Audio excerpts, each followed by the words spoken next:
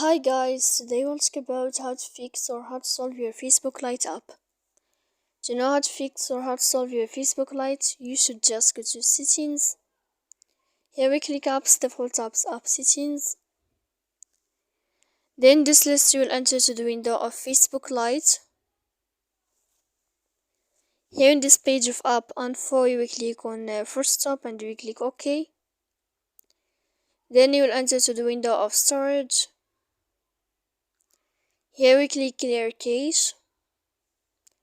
You can go to your airplane mode and you can click here to turn on, and you can turn off your airplane mode again. And if it's not working with you, then you can go to Play Store, you can search about Facebook Lite and you can update your app there. So please don't forget to support us by like and subscribe. See you next time in another video, and thank you for your attention and your